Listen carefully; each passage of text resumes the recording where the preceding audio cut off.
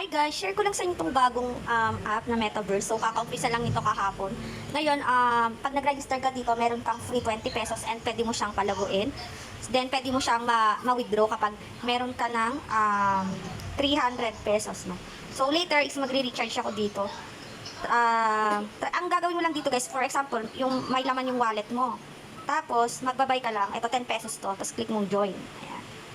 Buy. Tapos, ang ano niyan, kita niyan, 10.20. Tapos, pwede ka ring mag-buy dito sa isa pa. Turntable, yan. Try natin mag-buy. Confirm. Meron pa tayong balance na 11.48. 10 pesos lang yung kada spin ito. Okay, nanalo tayo na. Congratulations mag-buy. Confirm.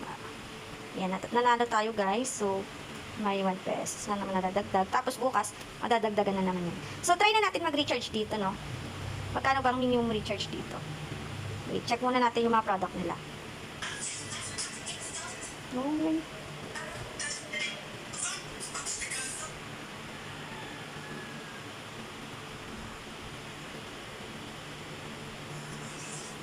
All.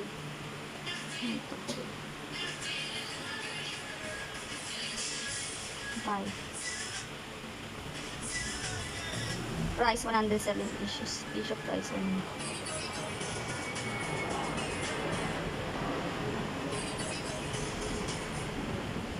Siguro later na lang tayo mag-invest kasi titingnan ko pa kung ano bang magandang dito kunin. Kasi may 1,209, may 117, ayan.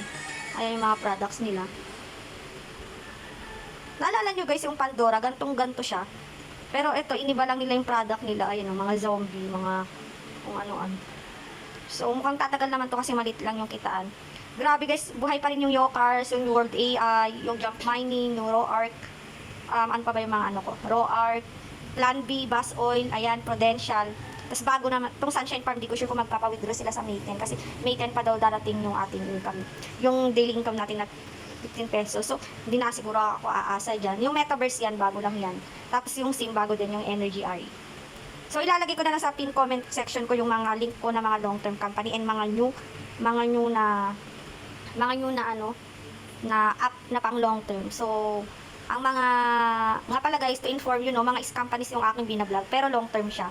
So, possible na makabawi talaga kayo. Katulad dito sa Bus Oil, try natin mag-withdraw. So, ang in-invest ko lang dito guys is 1,167. Then, ang kinita ko na is 7,686. Syempre, kasama ko na rin yan sa commission ko sa pag-i-invite. So, meron tayong 309 na withdrawable balance ngayon. Mag-withdraw tayo ng 300. Tignan natin kung nagpapa-withdraw pa ba si Bus Oil, kung mabilis pa ba yung withdrawal nila.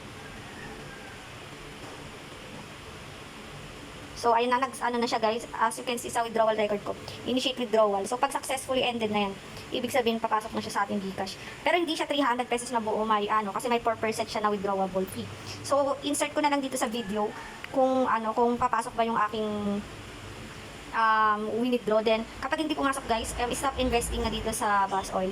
Pero for sure naman, papasok pa to kasi wala pa naman tong isang buwan. Tapos, kasi as you can see guys, yung products nila dito, no?